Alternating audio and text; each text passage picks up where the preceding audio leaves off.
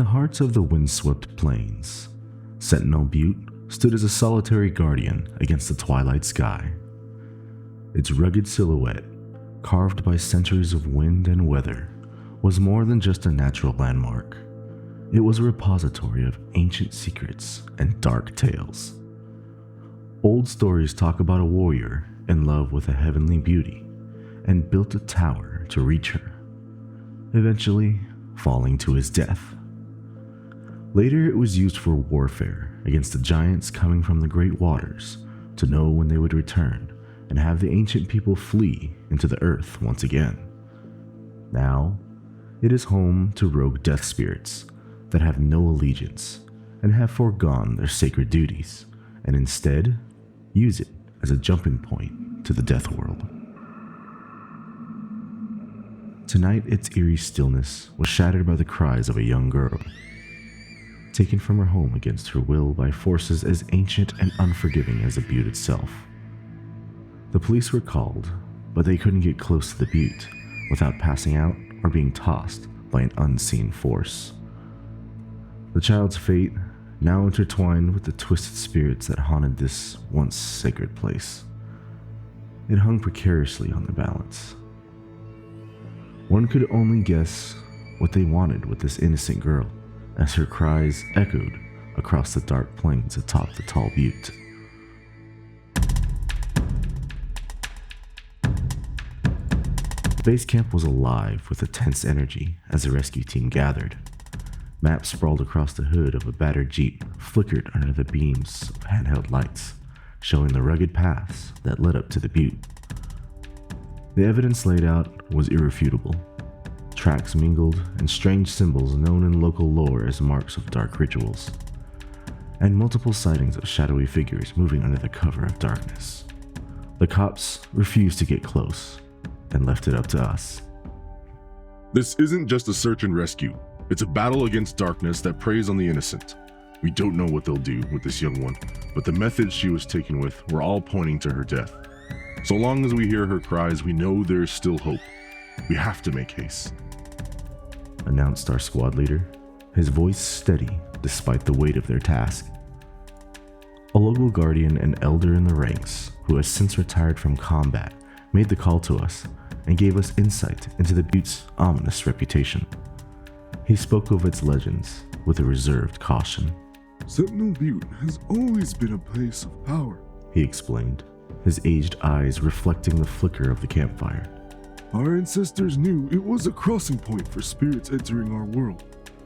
They respected it, feared it, for not all that crosses wants peace. Now, dark beings hold domain over it, offered those that wish to end their life quick lies and harvest their souls. Tonight you walk where people would dare not tread. The landscape around Sentinel Butte was barren, an expanse of darkness that stretched endlessly under the starlit sky. Our approach was marked by an oppressive silence, the kind that weighs on the soul, hinting at unseen dangers lurking in the shadows. Every step seemed to stir the air, as if waking the spirits that whispered of trespass and doom. As we neared the base of the Butte, the cries of the young girl became fainter, a chilling reminder of the urgency of our mission. Keep your wits about you, our squad leader murmured, his eyes scanning the dark horizon. These beings are cunning, ancient, and they do not fear the living. The path upwards was treacherous, a winding trail of rocks and sparse vegetation that seemed to claw at our legs, as if the land itself resisted our advance. We moved in tight formation, the veterans leading, their steps sure and silent, while the rookies, myself included, followed closely, our hands gripping the tools of our trade, symbols of our defiance against the darkness. At mid-ascent, we paused. Ahead, the path forked, leading to two different approaches to the summit. Our leader pulled out an old, worn map, its edges curling from the heat of countless campfires. Even though there was no light and we went dark, the map seemed to glow like the paths themselves, illuminated by a glowing ink. The path left leads to the hollow echoes, a place said to be filled with the voices of those who perished here. It's shorter but far more dangerous. He explained, his finger tracing the route. The right path takes longer, winding around the back of the butte, and requires a fair bit of bouldering. But it might give us the element of surprise. If they don't already know that we're here.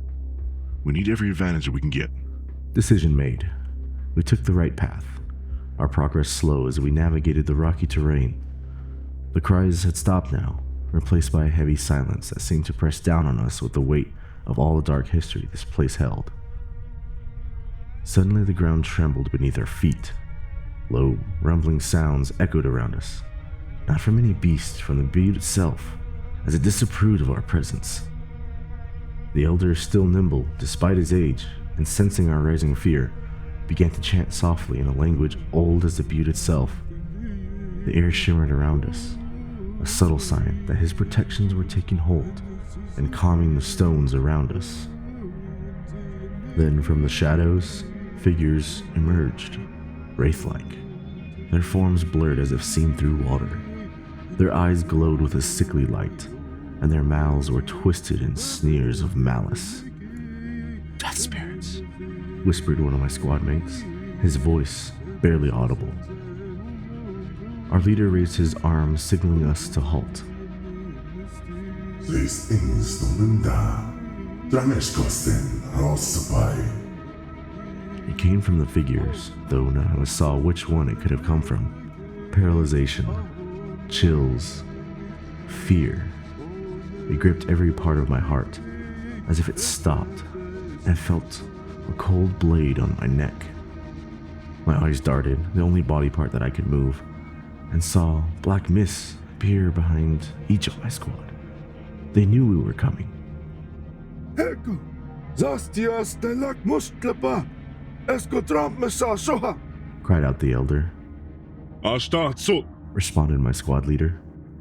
Tharnes. The death spirit voice echoed. Eko, Zastemistan, Okashko. The elder spoke, and the death spirit continued with the back and forth conversation.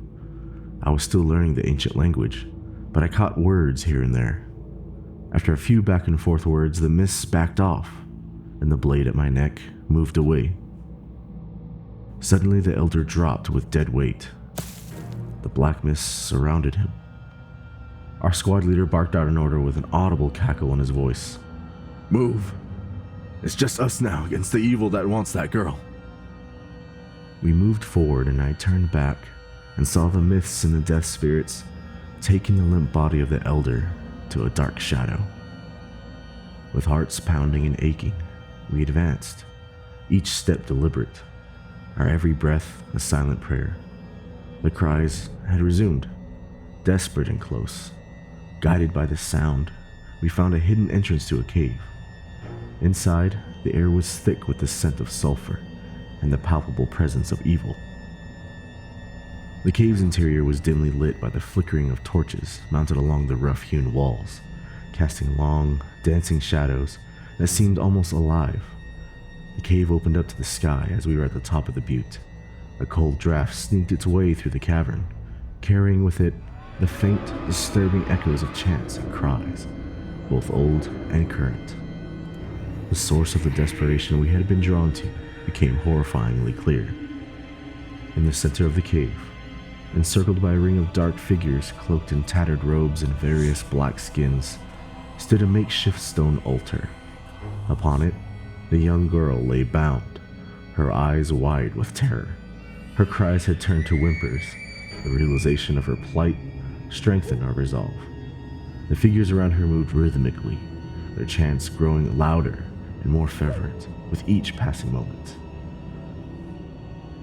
Our squad leader signaled us to spread out quietly along the edges of the cave. He pointed to me and gave the signal that my target was a girl and to get her to safety. With each careful, muted step, we positioned ourselves strategically, preparing for an intervention that had to be as precise as it was swift. The tension was palpable. Every nerve was alight with the adrenaline of the impending confrontation. Then a nod from our leader. Chaos erupted. Breaking from the shadows, we launched ourselves from the cultist beings with a ferocity born both of necessity and rage. The element of surprise was on our side, and the cloaked figures, caught mid-chant, scrambled to their feet from the ritual. As the skirmish ensued, I focused on reaching the altar, dodging and swinging arm, knocked down one of the attackers. I cut through the bonds, holding the girl. Grabbing her by the arm, I pulled her away from the chaos, her small frame shaking with a mix of cold and fear. "It's going to be okay," I assured her, though my voice was drowned out by the sounds of our team subduing the remaining cultists. With the girl secured, we began our retreat, the urgency of our escape magnified by the increasing instability of the cave. Someone or something had broken a pillar or a support column. Rocks began to tumble from the ceiling, stirred by the disturbances of our intrusion. As we navigated our way back through the labyrinth's tunnels, the realization that the butte itself seemed to be turning against us if we didn't hurry weighed heavily on us. We made it. Once outside, the cool night air felt like a balm against our flushed faces. The girl, now safe in the arms of our medic, was wrapped in a blanket, her ordeal over, but her recovery just beginning as she was returned to her family. We looked back at the imposing silhouette of Sentinel Butte, its peak shrouded in mist and mystery. "Our mission here is done. This night will haunt us for a long time," our squad leader said, his gaze fixed on the dark shape of the butte. As we had made our way back to the base camp, the first hints of dawn touched the sky, casting a pale light that seemed to promise new beginnings. Yet the darkness that we had encountered at Sentinel Butte was a stark reminder that some nights and some battles would linger long in the memory, a ghostly echo of evil that lay hidden in the shadows of the world. We reported the sacrifice of the elder to the High Council and held a grand ceremony for the Guardian's sacrifice. The young girl was returned to the officers and eventually her family. We moved forward onto another mission.